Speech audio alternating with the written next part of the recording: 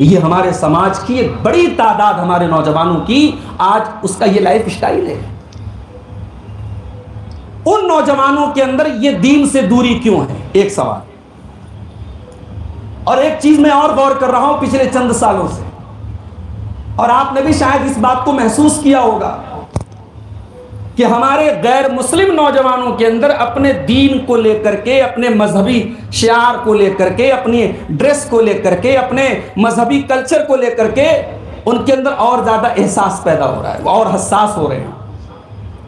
आप गौर कीजिएगा, जो नौजवान कल तक अपने मजहब से दूर था, गैर मुस्लिमों की बात कर रहा हूं, वो आज अपने मजहब पर और सख्ती से अमल पैरा है, अपने मजहब के लिए और वो सख्त है, अपनी पहचान के लिए वो और स्ट्रिक्ट है। और इसके अपोजिट में हमारा मुस्लिम नौजवान, हमारे भाई, हमारी बहनें जो कल तक टोपी लगा के चलते थे, टोपी जेब में रख के चलने के नहीं, हमें अपनी मुस्लिम आइडेंटिटी के साथ नहीं चलना है। कितने नौजवान हैं जो शरई दाढ़ी रखते थे, आज फैशन वाली दाढ़ी पे आ गए। कितनी लड़कियां हैं जो मुकम्मल नकाब में रहती थी, आज फैशन वाले नकाब में आ गई, ये चेहरा खोल के चलने लगी या बेपर्दा हो गई। ये क्यों हो रहा है? ये हमारा नौजवान दीन से दूर क्यों हो रहा है दिन ब दिन? क्या नौजुबिल्लाह हमारे दीन में कोई कमी है? ये हमारा जो दीन है मेरे भाई, ये अल्लाह का दीन है और ये परफेक्ट है। हमारा दीन मुकम्मल दीन है। अल यौमा अकमलतु लकुम दीनकुम व अतममतु अलैकुम निअमती व रदीतु लकुमुल इस्लाम दीना। मेरे बंदो, हमने तुम्हारे लिए दीन को मुकम्मल कर दिया है। इस दीन के अंदर कोई नक्स नहीं है, कोई कमी नहीं है। न तो इस दीन के अंदर कुछ कमी कर सकते हो, न बढ़ा सकते हो। ये जो तीसरी ईद मनाई जा रही है ना, उसका रद्द कुरान की इस आयत के सिर्फ इस टुकड़े से हो जाता है। जिसको अल यौमा अकमलतु लकुम दीनकुम समझ में आ गया, वो कोई तीसरी ईद नहीं मनाएगा।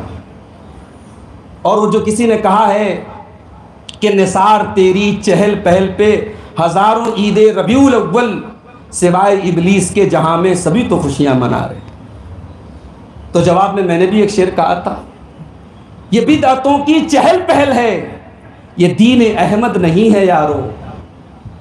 ये बिदअतों की चहल पहल है, ये दीन अहमद नहीं है यारो। नबी के प्यारे तो रोज़ अव्वल से 2 ही ईदें मना रहे हैं।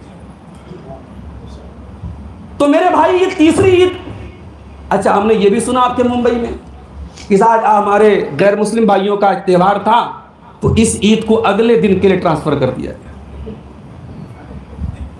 आज तक आपने सुना कि ईद उल फित्र की नमाज आज नहीं पढ़ी जाएगी, भाई कल पढ़ी जाएगी। कुर्बानी आज नहीं करेंगे, कल करेंगे, ऐसा कभी नहीं हुआ और इंशाअल्लाह होगा भी नहीं। हम तो कभी नहीं तैयार हो सकते इसके।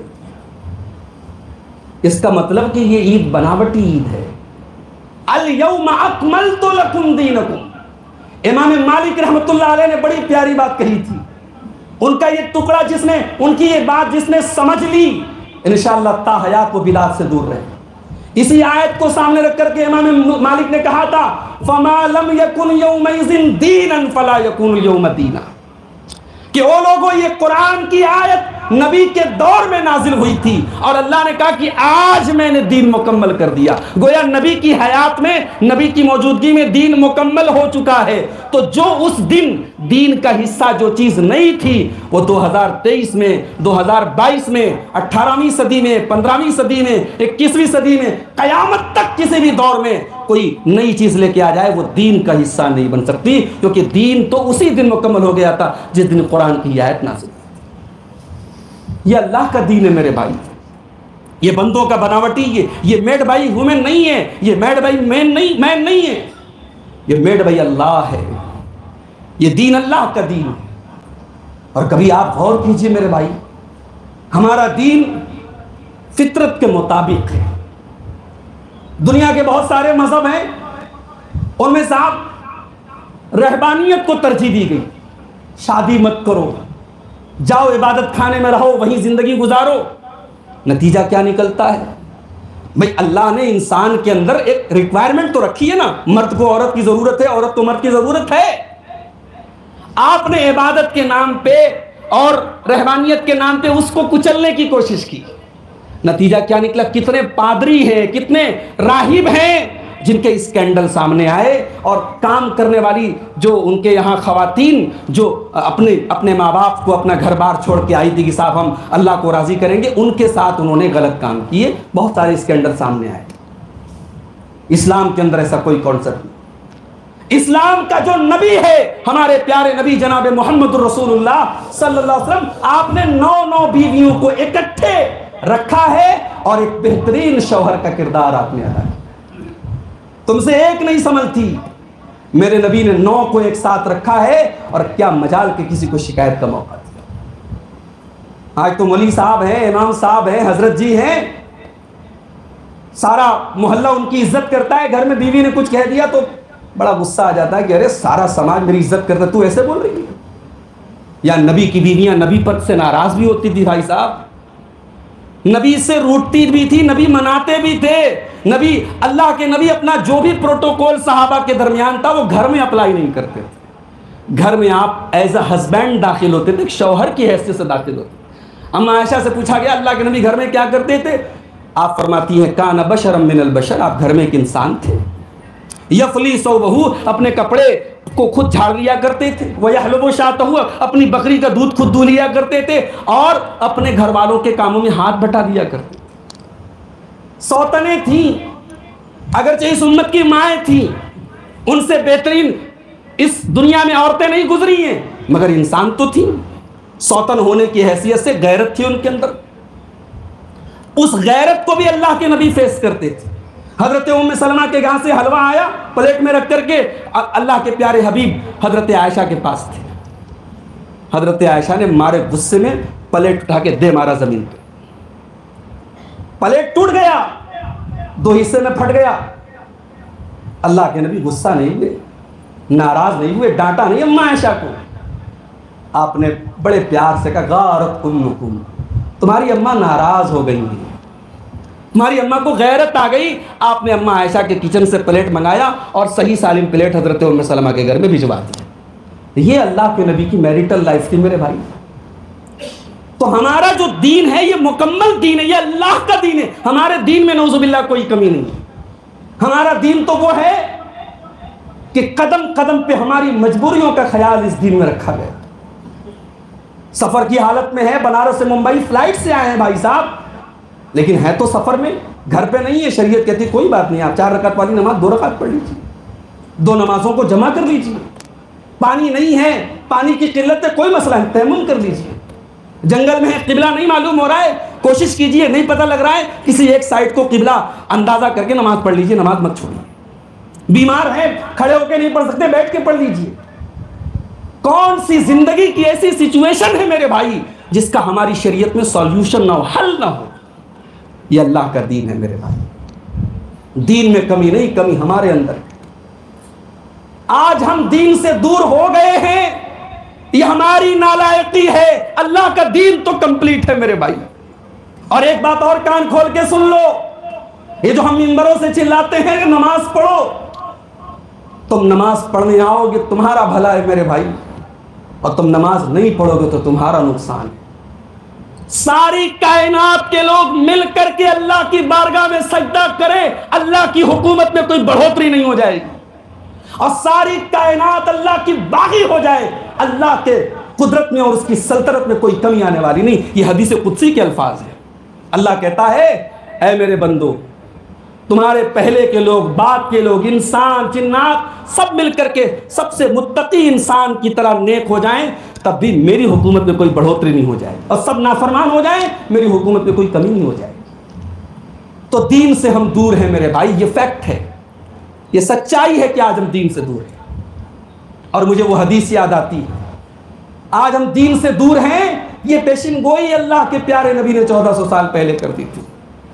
आपने फरमाया बदाल इस्लाम गरीबा वसयऊदु कमा बदा गरीबन फतूबा लिल गुरबा। इस्लाम जब शुरू हुआ था तो अजनबी था।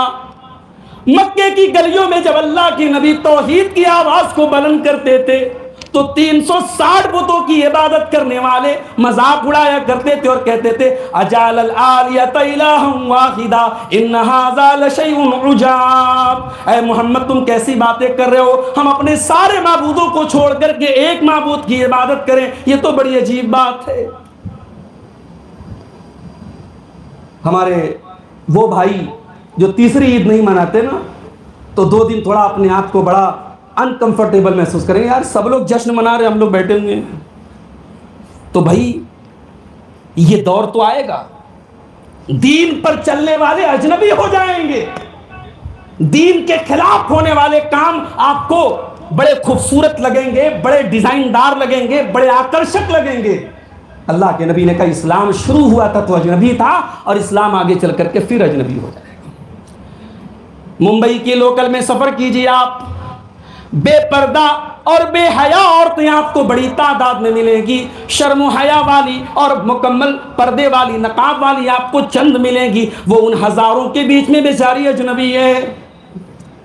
अपने मोहल्ले में नजर उठा के देख लो, हजारों नौजवानों के बीच में जिनके बहुत सारे अफेयर्स हैं, जिनके बहुत सारे गलत काम हैं, उनके बीच में वो चंद नौजवान जो अपने किरदार की हिफाजत करने वाले, वो आज अजनबी बन चुके हैं। आज जमाने की नजर में वो आउटडेटेड हैं, वो बड़े पुराने ख्याल के लोग हैं। इसका तो कोई चक्कर भी नहीं है, इसका तो कोई अफेयर भी नहीं, तो बड़े पुराने ख्याल का आदमी है। इस्लाम अजनबी हो जाएगा, पर्दा अजनबी हो जाएगा, नमाज अजनबी हो जाएगी, पाक दामनी अजनबी हो जाएगी, ईमानदारी अजनबी हो जाएगी। जब ऐसा दौर आ जाए तो नबी ने बड़ी प्यारी बात कही, आपने कहा फतूबा लिल गुरबा, ऐ मेरी उम्मत के लोगों, जब वो दौर आ जाए तो तुम अजनबी बन जाना, तुम इस अजनबियत को कबूल कर लेना। ऐ मुसलमान बहन, तेरे पर्दे पर अगर उंगलियां उठें तो तू इन उंगलियों को और इन गालियों को बर्दाश्त कर लेना। तेरे नबी खुशखबरी सुना रहे, फतूबा लिल गुरबा, उन अजनबियों को मैं बशारत सुनाता हूं जन्नत की। तूबा के 3 माना उलमा ने बताए। तूबा जन्नत का भी एक नाम है, और तूबा के माने मुबारकबाद भी होता है, और तूबा जन्नत के किसी दरख्त का नाम है। तो अल्लाह के नबी ने जन्नत की खुशखबरी सुनाई। और एक बात और याद रखो, ये दौर सहाबा का दौर नहीं है, ये दौर ताबईन का दौर नहीं है, वो बेहतरीन जमाना था, गुजर गया। ये फितनों का दौर है, ये शिर्क का दौर है, ये बिदात का दौर है, ये दीन के नाम पर तरह तरह के फितनों का दौर है।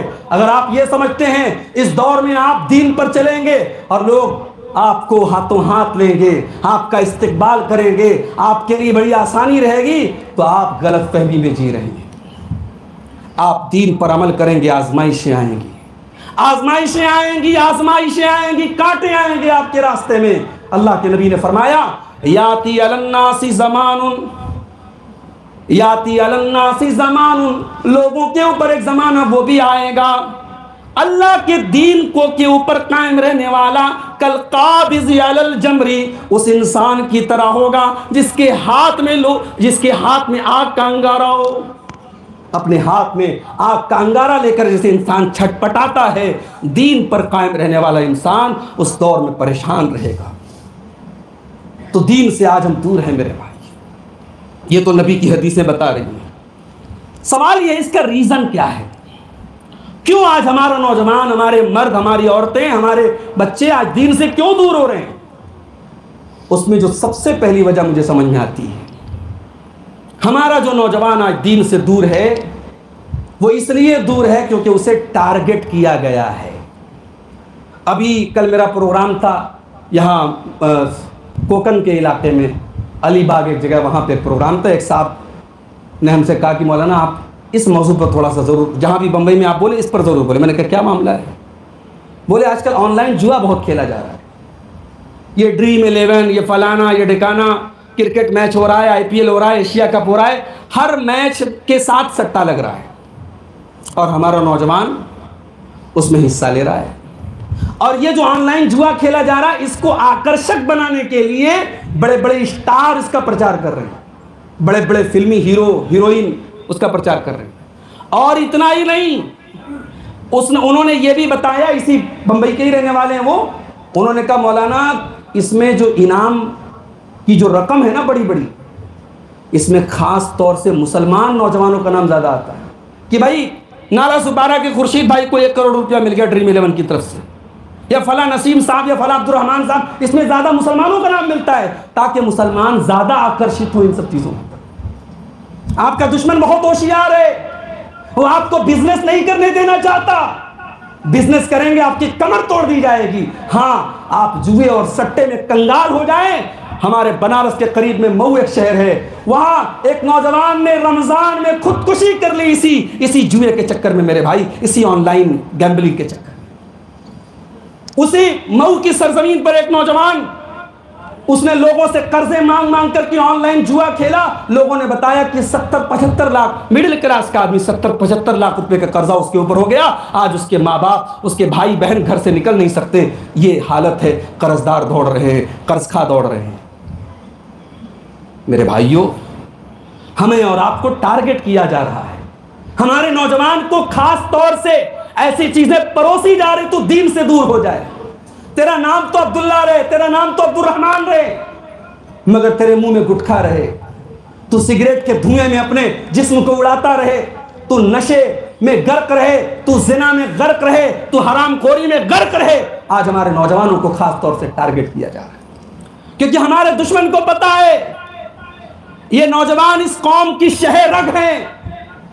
इसकी कौम के नौजवानों को बर्बाद कर दो, ये कौम ऑटोमेटिक बर्बाद हो जाएगी। और अल्लाह की कसम, हमारा नौजवान जब हम ये देखते हैं कि आज अपने मकसद से दूर है, अपने दीन से दूर है, कहीं नशे में डूबा है, कहीं हराम कामों में डूबा है, अल्लाह की कसम हमें तकलीफ होती है। ये दुखी उम्मत, ये मजलूम उम्मत आज जब अपनी उम्मीद की नजरों से अपने नौजवानों को देखती है तो मायूस हो जाती है। मेरे भाई, मेरे नौजवान साथियों, आपको अल्लाह ने नौजवान बनाया है। मेरी बहनों, आपको अल्लाह ने खूबसूरत बनाया है। ये खूबसूरती अल्लाह की नेमत है, ये जवानी अल्लाह की नेमत है। अल्लाह के हिसाब लिया जाएगा।